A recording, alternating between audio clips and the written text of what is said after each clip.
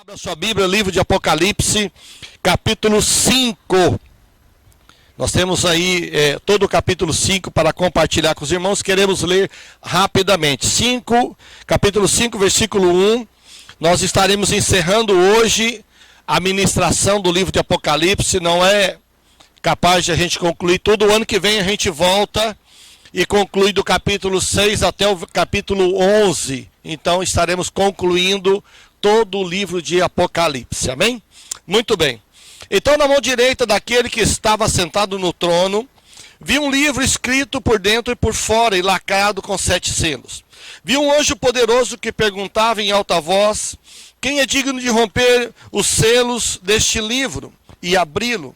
Mas não havia ninguém no céu, na terra, nem debaixo da terra, que pudesse abrir o livro e lê-lo. Comecei a chorar muito, pois não se encontrou alguém digno de abrir o livro e lê-lo. Então um dos 24 anciões me disse: não chore. Veja, o leão da tribo de Judá, o herdeiro de Davi, do trono de Davi, ou da raiz de Davi, conquistou a vitória. Ele é digno de abrir o livro e os 7 selos. Então vi um cordeiro que parecia ter sido sacrificado, mas que agora estava em pé, e que entre o trono, os 4 seres vivos e no meio dos 24 anciões. Tinha 7 chifres e 7 olhos, que representam os 7 Espíritos de Deus, enviados a todas as partes da terra. Está ventando aqui e minha página está saindo do lugar, né? Tentando encontrar o meio de parar ela aqui. Enviados aos 4 cantos da terra. E ele deu um passo à frente e recebeu o livro da mão direita daquele que está sentado no trono. Quando o cordeiro recebeu o livro, os 4 seres vivos e os 24 anciões se prostraram diante dele.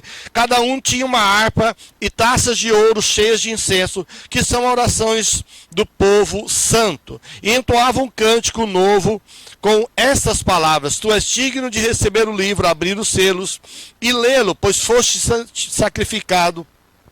E com teu sangue compraste para Deus pessoas de toda tribo, língua, povo e nação. Tu fizeste delas um reino de sacerdotes para o nosso Deus, e elas reinarão sobre a terra. Então olhei novamente e vi as vozes de milhares e milhões de anjos ao redor do trono, e também os seres vivos e dos anciões que cantavam com forte voz: digno é o cordeiro que foi sacrificado de receber poder e riqueza, sabedoria e força, honra, glória e louvor. Depois ouvi todas as criaturas do céu, na terra, debaixo da terra e no mar cantarem: louvor e honra, glória e poder pertence àquele que está sentado no trono e ao Cordeiro para todos sempre. E os 4 seres vivos disseram amém, e os 24 anciões se prostraram e adoraram. Diga glória a Deus. Aleluia. Alguém aí, um servo que quer casar, traga uma água abençoada para mim aqui em nome de Jesus. Amém? Tem algum varão, alguma varoa aí que quer casar? Aleluia, né? Ixi, meu Deus do céu. Aleluia. Aleluia. Olha aí, ó. Tem um varão aí que quer casar, né, irmãos? Aleluia. E o caso dele é urgente, né? Aleluia.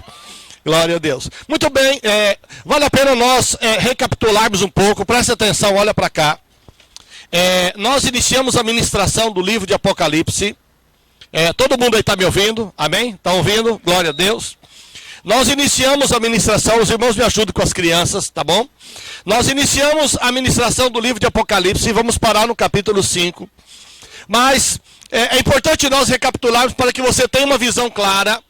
No capítulo 1 que nós compartilhamos, nós temos a visão então do Cristo glorificado, né? Porque até aquele momento, então, João não tinha essa visão. Mas Jesus se apresenta como o Cristo glorificado. No capítulo 2 e 3 nós temos as 7 cartas, as 7 igrejas, que é Éfeso, Esmirna, Pérgamo, Tiatira, Sardes, Filadélfia e Laodiceia. No capítulo 4, né, isso é no capítulo 3, no capítulo 4, já no capítulo 4 nós temos a visão do trono de Deus, e também daqueles que assistem diante do trono, que são os 4 seres viventes, os 24 anciões, e também os milhares e milhões de anjos, né?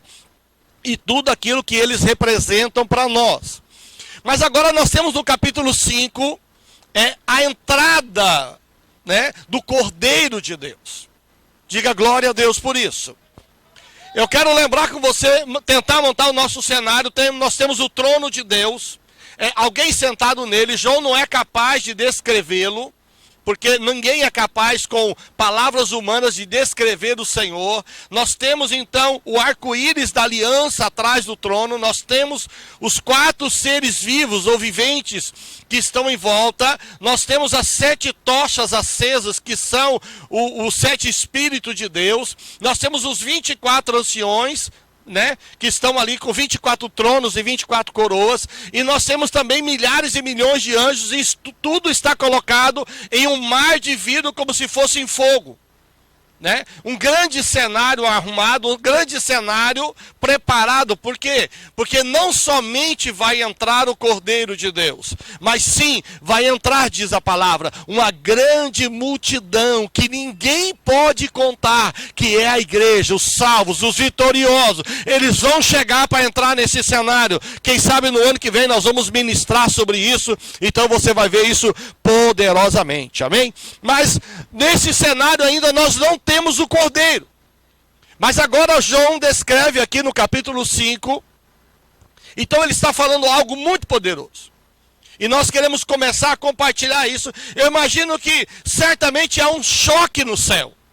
Por quê? Porque os anjos olham e dizem, olha, quem é esse que está entrando? Porque quando Jesus desce, ele é simplesmente Deus. Mas agora quando ele sobe para o céu, ele não é somente Deus. A Bíblia diz que ele é um homem também morando no céu. Diga glória a Deus por isso. Essa, na verdade, é a obra da substituição. O que acontece? Deus se tornou homem para que o Espírito Santo de Deus pudesse morar dentro de você. E nós temos que entender isso. Isso é uma revelação muito profunda, porque Paulo fala, olha, que o mistério que nós pregamos, os anjos também têm seus mistérios, mas o mistério que nós pregamos é Cristo em nós, a esperança da glória, irmãos. Não tem nada comparado você saber que o Deus poderoso, Criador dos céus e da terra, ele encontrou uma maneira de morar dentro de você. Ele encontrou uma maneira de estar dentro de nós para que a obra fosse completa, a obra fosse maravilhosa na nossa vida. Quem está me entendendo e diga glória a Deus por isso, aleluia. Muito bem, João começa a falar que esse que está sentado no trono, ele tem um livro na mão. E esse livro está escrito por dentro e por fora. E ele tem 7 selos. Eu não sei se você sabe, mas antigamente, quando um rei iria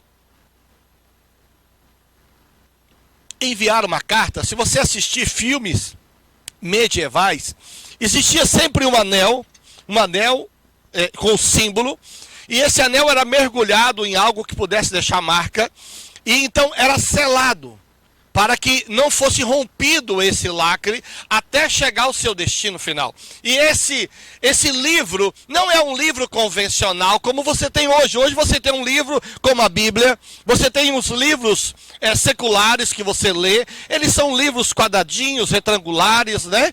Mas os livros antigamente não eram assim. Eles eram feitos de pergaminho, diga comigo, pergaminho.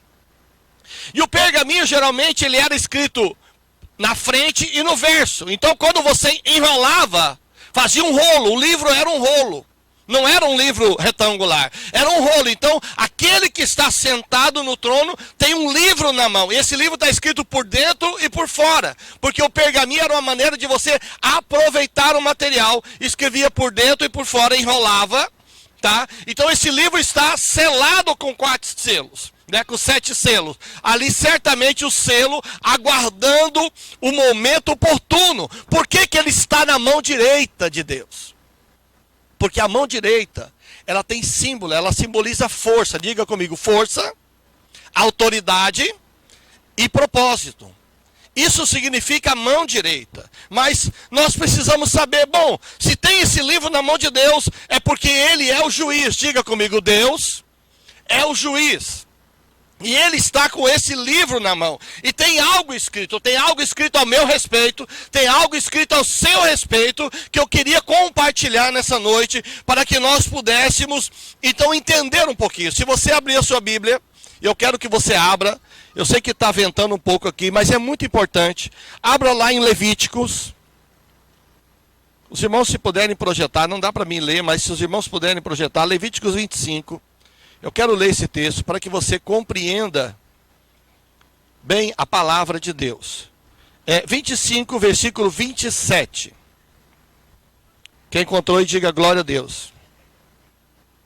Diz assim, 25, 27, né? Aliás, do 25, do 23 ao 27, tá? A terra jamais será vendida em caráter definitivo, pois ela me pertence. Vocês são apenas estrangeiros e arrendatários que trabalham para mim. Sempre que uma propriedade for negociada, o vendedor deverá ter o direito de comprá-la de volta. Se alguém do seu povo empobrecer e for obrigado a vender parte das terras da família, um parente próximo deve comprar a propriedade de volta para ele. Se não houver qualquer parente próximo para comprar a propriedade de volta, mas a pessoa que a vendeu conseguir dinheiro suficiente para comprá-la de volta, terá o direito de resgatá-la de quem a comprou. Do preço da terra será descontado o valor proporcional ao número de anos até o ano do jubileu. Olha para cá. Quando Deus tira o povo do Egito e leva para a terra de Canaã, toda a terra de Canaã foi distribuída pelas tribos. E cada família da tribo recebeu uma porção de terra. Recebeu uma herança, né? Uma escritura de um pedaço de terra que aquela família poderia trabalhar naquele pedaço de terra. E o objetivo de Deus é que ninguém do seu povo fosse pobre. O Deus nunca teve a intenção que ninguém fosse empregado ou que alguém fosse escravo. E Deus então deu uma porção de terra para cada um do povo israelita que entrou em Canaã, na terra prometida. Mas Deus estabeleceu uma lei.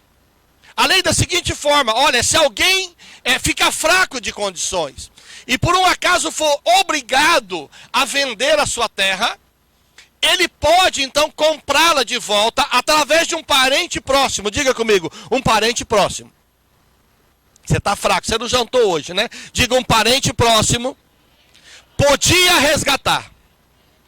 Muito bem, tá? Ou então esperar o ano do jubileu. O que era o ano do jubileu? A cada 50 anos, a cada ciclo de 7 anos, tá? Os 50 anos era o ano do jubileu. Nesse ano do jubileu, tudo voltava às propriedades normais aos seus antigos ou os primeiros donos que o receberam. Tá? De forma que nenhuma família seria pobre definitivamente.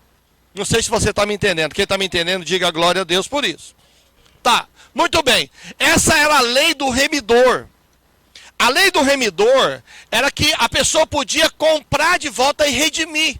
Não sei se você conhece a história de Ruth. Alguém conhece a história de Ruth, a moabita? Ela casa-se com as filhas, né? Ela se casa, o filho morre, todo mundo morre, e alguém precisa redimir, comprar de volta. Esse livro que está na mão de Deus é o livro do remidor, é o livro da dívida. Toda a nossa dívida do pecado estava na mão de Deus.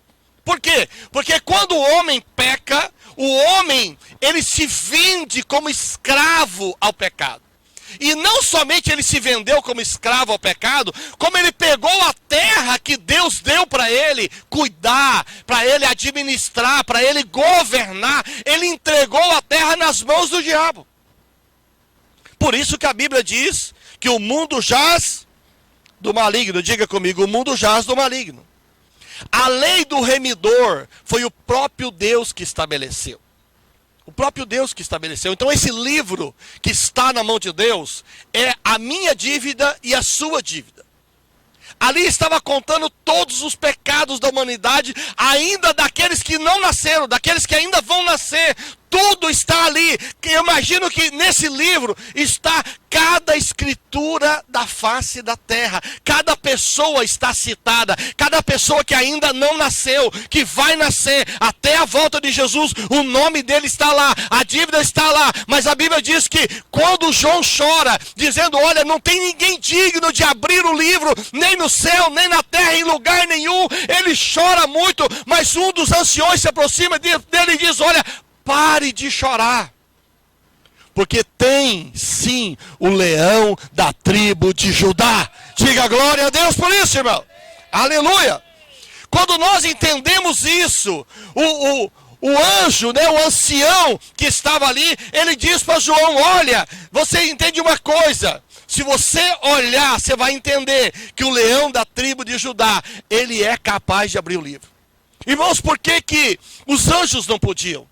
Por que que aqueles anjos tão poderosíssimos como os 24 anciões ou os 4 seres viventes que ali estavam, por que que eles não poderiam pegar esse livro e abrir? Porque na lei do remidor, somente um parente próximo, do mesmo sangue, que tivesse as mesmas condições daquele que foi vendido. Os anjos não são parentes próximos. Os anjos não têm o mesmo sangue. Aí você começa a entender por que que Jesus teve que tomar forma humana. Ele teve que tomar o jeito humano, o corpo humano, o mesmo sangue. Ele teve que tomar a nossa forma, para que através da nossa forma, ele pudesse morrer na cruz e pudesse redimir todos os povos. Diz o texto que nós vemos que ele comprou para Deus de povos, línguas, nações, de todos os lugares da face da terra. Comprou para o Senhor uma grande multidão para fazer delas reis e sacerdotes para o nosso Deus. Diga glória a Deus por isso. Eu quero que você abra a sua Bíblia no livro de Romanos. Romanos capítulo 7. Quem foi encontrando aí vai dando glória a Deus. Romanos 7,14. Diz assim: o problema não está na lei, pois ela é espiritual e boa. O problema está em mim, pois eu sou humano, escravo do pecado. Diga escravo do pecado. Quando o homem peca, o homem vira escravo do pecado. Ele se vende ao pecado, ele se tornou escravo. Quando Jesus tomou a forma humana, foi para que ele pudesse pagar o preço. Mas quando o anjo olha, presta atenção nisso, ele vê uma coisa, ele vê o leão. Ele diz, olha, o leão da tribo de Judá venceu. Mas quando João olha, João vê um cordeiro que acabou de ser morto, que estava morto, mas agora tinha aparência de vivo. O que quer dizer isso? Que o anjo olha e vê um leão, e quando João olha, vê um cordeiro. Porque nós tínhamos 2 problemas. Nós tínhamos um problema no céu. O primeiro é, um dos anjos se tornou o diabo.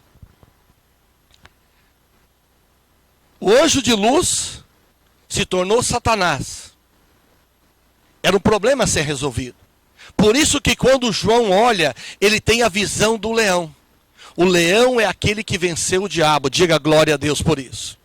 Mas quando João olha e vê o cordeiro foi aquele que me redimiu, que me tirou de volta do pecado. Ele apagou a dívida que estava escrita contra nós, contra a sua vida. Por isso que hoje você é salvo, você é lavado, você é redimido. Por quê? Porque o preço da sua redenção, ela foi paga pelo Cordeiro de Deus que tira o pecado do mundo.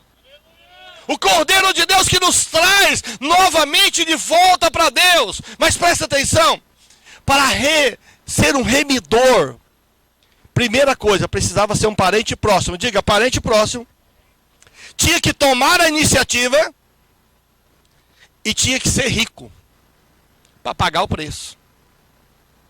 Por isso que Jesus veio, se tornou um parente próximo, tomou a iniciativa e ele era rico, porque o Senhor diz que tudo que existe é dele. tudo pertence a Ele. Quem está me entendendo e diga glória a Deus por isso, né? Se nós entendemos aquilo que o Senhor quer fazer de nós, irmãos, a gente vai notar que Deus, Ele quer fazer de nós voltarmos ao plano original, fazer de nós reis e sacerdotes para sempre, para reinar com o Senhor.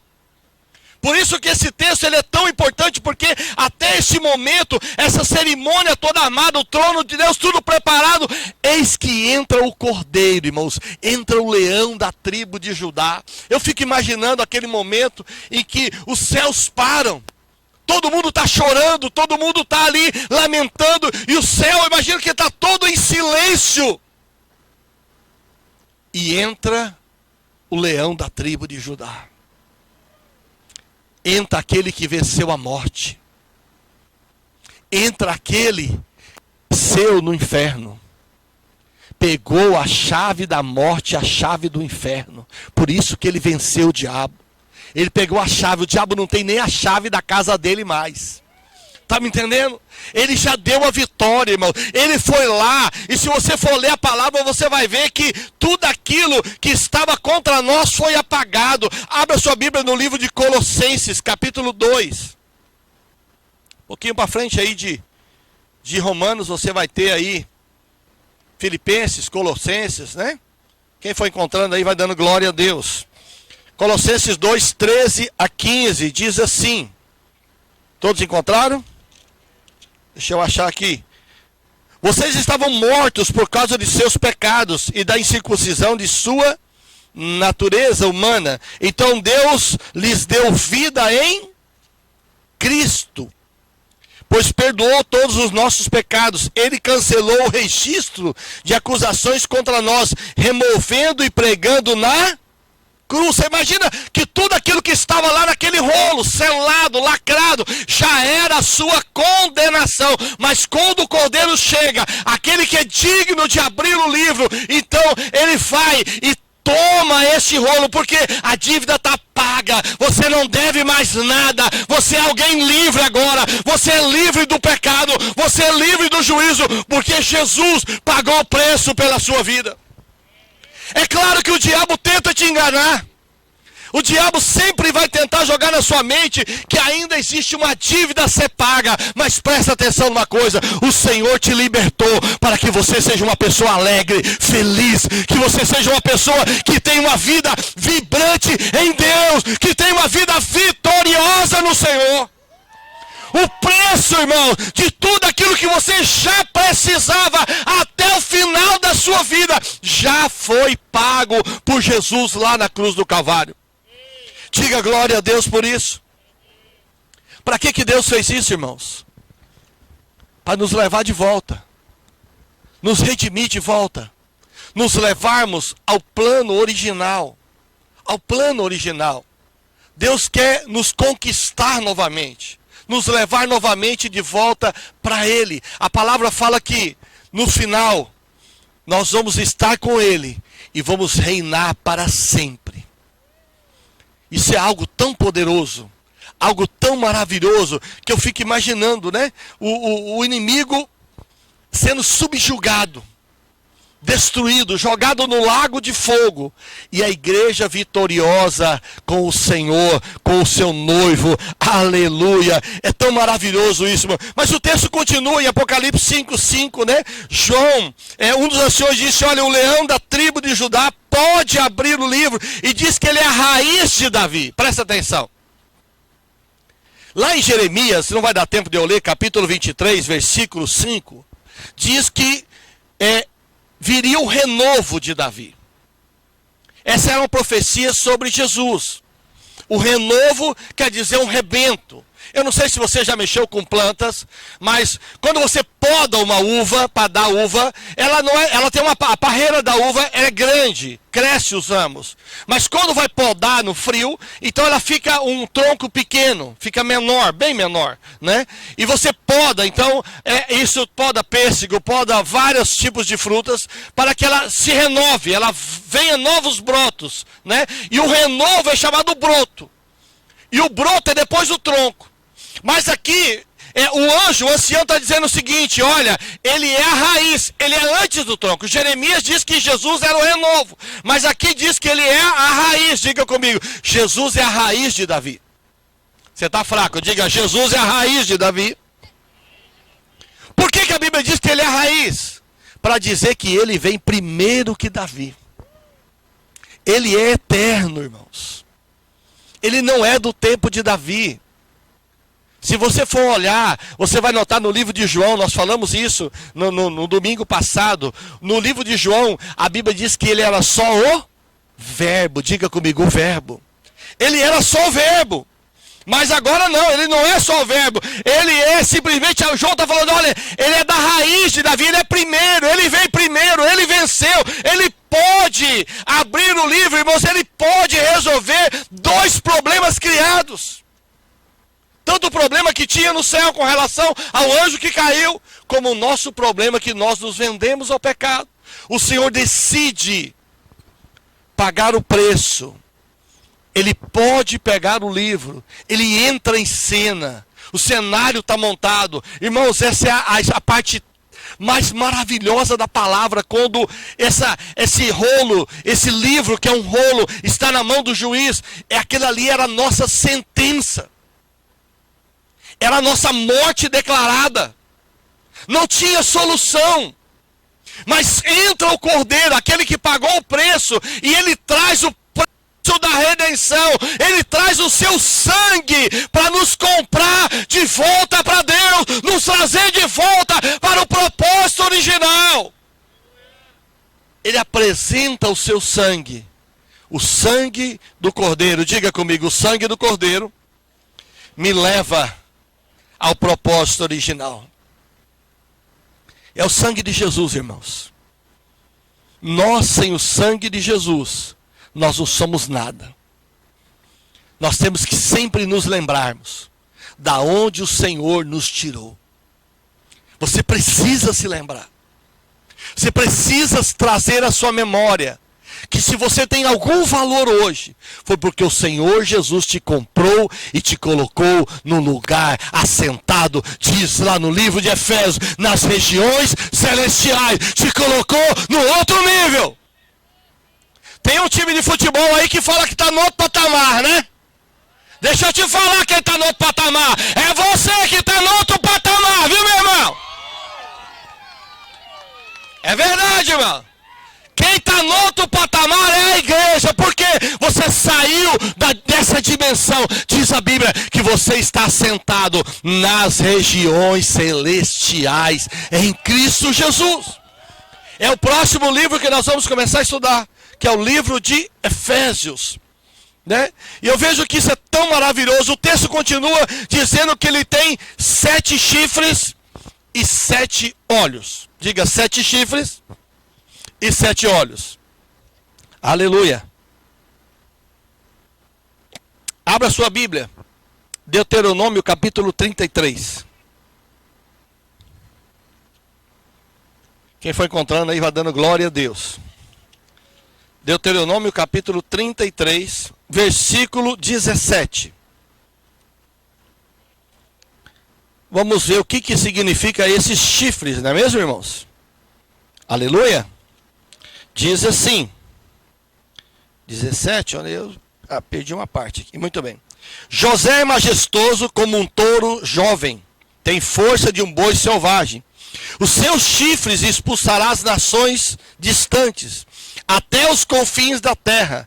Essa é a minha bênção para as multidões de Efraim e para os milhares de Manassés. Presta atenção, chifres representam, diga comigo, força e autoridade. Jesus aparece agora diante de Deus com 7 chifres. Quer dizer que ele tem toda a autoridade. Diga comigo, toda a autoridade. 7 é o número completo. É o número perfeito, é a completude. Então quer dizer que ele tem toda a autoridade. Por isso que a Bíblia diz que ele tem 7 chifres. Ele tem toda a autoridade, irmãos, no céu, na terra. A Bíblia diz que todo joelho se dobrará diante dele. Ele está com toda a autoridade. Por isso que ele é digno de pegar o livro e abrir. Mas a Bíblia diz que ele tem 7 olhos. Diga comigo, 7 olhos. A Bíblia já explica ali. Ela fala no texto que nós lemos, de Apocalipse, capítulo 5, que os 7 olhos são os 7 Espíritos de Deus. Diga comigo, 7 Espíritos de Deus. Para que a Bíblia diz que ele tem 7 chifres e 7 olhos, irmãos? Primeiro que os chifres são para representar que o Senhor tem toda a autoridade. Mas tem 7 olhos, quer dizer que a plenitude do Espírito estava sobre Jesus. A plenitude, a atuação, o mover, Jesus se movia no Espírito. O Espírito Santo era pleno na vida dele. O Espírito Santo era pleno, você não está entendendo. O Espírito Santo era pleno na vida de Jesus. O Espírito Santo se movia na vida dele. A Bíblia diz que o Espírito testifica do Filho, irmãos. O Espírito Santo é quem apresenta Jesus para as pessoas. É tanto que a Bíblia diz que ele convence a nossa vida do pecado, da justiça e do juízo. É o Espírito Santo que nos convence. Por isso que ele está ali com pleno, total, a atuação do mover do Espírito sobre a vida dele. Por quê? Porque agora ele vai governar.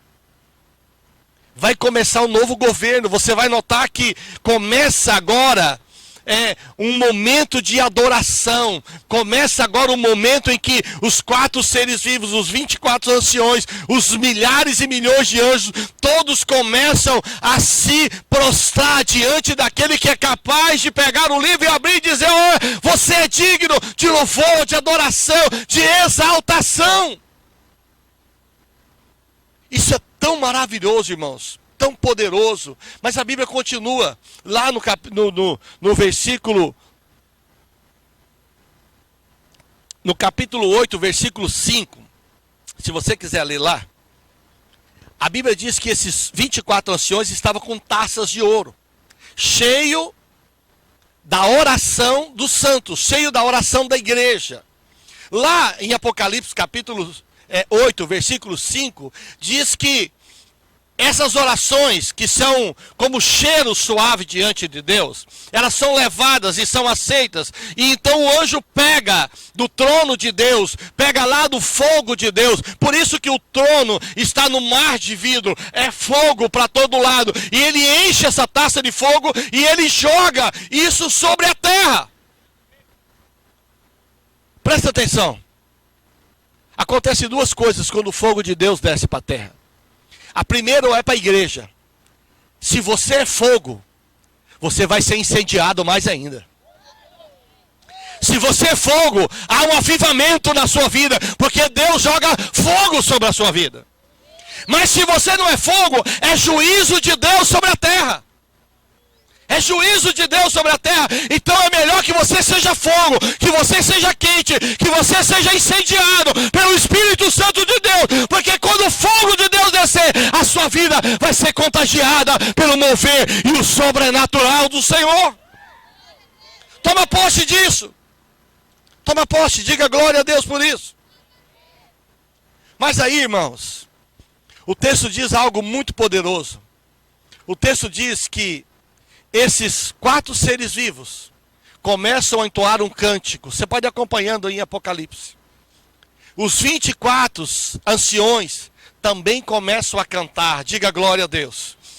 Depois ele diz que os milhares de anjos e milhões também começam a cantar. Eu imagino que essa é a maior celebração aprontada no céu até esse momento. Mas aí há algo tão poderoso, algo tão maravilhoso. Eu estava hoje à tarde pesquisando e falando com a minha esposa, e eu falei: quantas vozes tem um coral?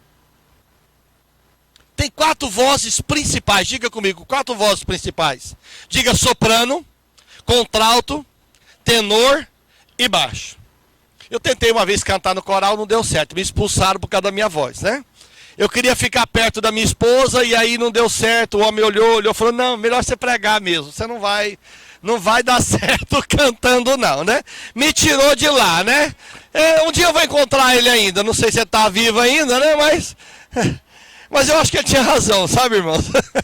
Toda vez que eu vou olhar uma gravação que eu estou cantando, eu estraguei a gravação do vídeo, irmãos. Não sei porquê, né? Meu Deus, sem misericórdia. Mas presta atenção, nós temos agora aqui 3 grupos cantando. Nós temos, diga comigo, 4 seres viventes. Diga comigo, 24 anciões. Diga milhares e milhões de anjos. Mas agora acontece algo tão poderoso. Porque a Bíblia diz que toda criatura vai cantar. Eu quero ler para você. Abre lá em Apocalipse. Isso é algo sobrenatural. Presta atenção. Versículo 13. Depois ouvi todas as criaturas do céu, no céu. Presta atenção, tem criatura no céu, tá? Na terra, debaixo da terra e no mar. Eu não sei como, nós não sabemos explicar isso, mas a criação foi afetada por causa do pecado. Os animais foram afetados, porque a Bíblia diz que a serpente, ela foi condenada, e uma das condenações dela é que ela iria rastejar sobre a terra. Certamente ou ela tinha perna ou ela voava. Um dos dois.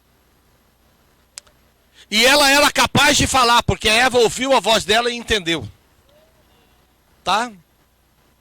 Deixa eu falar algo para você. Nós não sabemos ainda, mas a Bíblia diz que toda a criação geme.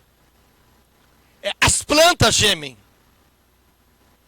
As árvores, a grama, tudo que você imaginar, toda a criação geme e aguarda a manifestação dos filhos de Deus. E nesse texto aqui, quando o Cordeiro abre o livro, ele paga o preço da redenção. Ele não está pagando só o meu e o seu preço, ele está pagando o preço de toda a terra. Ele está trazendo de volta para as mãos do Senhor toda a terra. Por isso nós podemos dizer hoje, Satanás é um poceiro aqui, irmão, porque essa terra e tudo que nela existe já foi pago o preço da redenção e agora pertence tudo de volta ao nosso Deus poderoso. Você pode dar uma grande salva de palmas ao Senhor Jesus.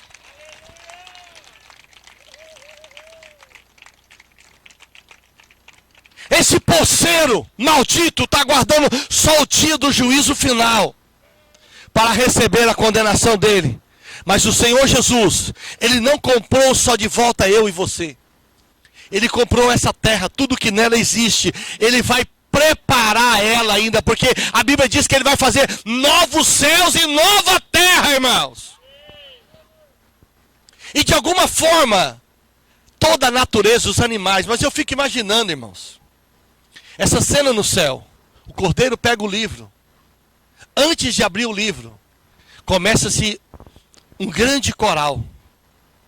E aí eu fiquei pensando quantas vozes tem esse coral. Aí eu fui ver que tem 4 principais, tem mais 2 ou 3, mas elas são como se fosse no intervalo, que é a questão do soprano, contralto, tenor e baixo. Então você tem os 4 seres viventes. Você tem os 24 anciões. Você tem os milhares e milhões de anjos cantando. Mas agora você tem toda a criatura. Você imagina? Eu não sei como, mas João entendeu. Eles estavam cantando. Você poderia ouvir as borboletas cantando, os cachorros cantando, as galinhas cantando.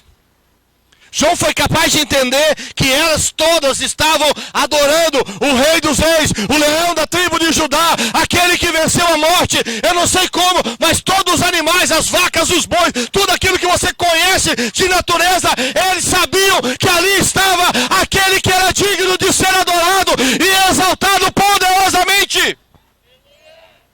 A igreja, irmãos, nós precisamos dessa revelação todas as vezes que nós nos prostrarmos para adorar o Senhor. Saber que toda a criatura está aguardando este momento. Toda a criatura está esperando este momento. O momento de abrir a boca e adorar o Senhor. Isso é algo muito maravilhoso. Isso é algo poderoso, irmãos. Por quê? Porque isso mexe conosco. Porque o Senhor, Ele já nos deu uma nova vida. O Senhor nos comprou de volta. E nós estamos aqui para cumprir um propósito original de Deus.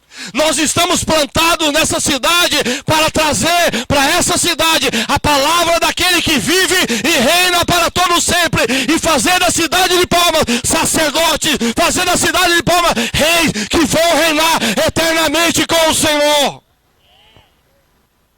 Você precisa, todas as vezes que você vai para a sua célula, que você vai para um momento do ensaio, que você vai para um momento de uma reunião, que você vai numa vigília, que você vai numa oração, você saber, Deus te levantou, meu querido, nesses dias, com um grande propósito. Deus já te fez reis e sacerdote, quer fazer o seu vizinho da direita, quer fazer do seu vizinho da esquerda, quer fazer da sua rua, quer fazer dessa cidade, uma grande cidade, que naquele dia, não somente 100 ou 200, mas milhares e milhares de pessoas vão estar juntas, cantando e adorando o nome do Senhor. Para isso, irmãos, o Senhor conta conosco. Olha para o irmão que está do seu lado aí e diga: o Senhor conta com você, meu irmão. O Senhor conta. Você sabe por quê? Porque a Bíblia diz que Jesus na cruz diz o seguinte: está consumado. A parte dele está consumada. Na parte de Jesus não falta nenhuma vírgula. Na parte de Jesus não falta nenhuma vogal. Não falta nenhuma consoante. Não. Ele já liberou para nós, como igreja, todo o potencial, todo o dízimo de Deus está liberado dentro de você, através do Espírito Santo de Deus. Todo o dízimo está liberado para você avançar, para você conquistar território para o Senhor Jesus. Você sabe o que eu fico pensando, irmãos? Que o dia que nós nos encontrarmos naquele dia, porque mais para frente, se você continuar lendo Apocalipse, diz que vai entrar uma grande multidão. E o Senhor espera de nós, de mim e de você, que nós tenhamos feito algo significativo. Diga comigo, algo significativo. Esse algo significativo diz algo que fez diferença. Algo que tem uma visão clara. Algo significativo na vida das pessoas. Nós estamos aqui como igreja para isso. É para que nesse tempo oportuno, irmãos, eu e você sejamos testemunhos daquilo que Deus quer fazer sobre a face da terra. Eu queria convidar o louvor para estar vindo aqui à frente. Queria convidar o louvor para vir para cá. É tempo de nós olharmos para a palavra. O cordeiro já morreu. O escrito de dívida já foi apagado. Nós somos livres. Nós somos libertos. Deus nos libertou para que nós tenhamos uma vida plena. Você foi chamado para ter uma vida plena, uma vida cristã plena, viver todo o potencial de Deus na sua vida. Não viva pela metade, não almeje a metade, não. Sonhe em viver todo o potencial de Deus. Tudo aquilo que Deus planejou para a sua vida, você precisa viver. Você precisa viver todo o potencial de Deus. Você sabe por quê, irmãos? Porque senão naquele dia nós não teremos coragem de olhar nem para o cordeiro e nem para o leão. Porque o Senhor Jesus nos aguarda naquele dia. E a Bíblia diz que será um dia que nós seremos aprovados ou reprovados para reinar com Ele. Os aprovados receberão uma palavra: entra no reino, servo bom e fiel.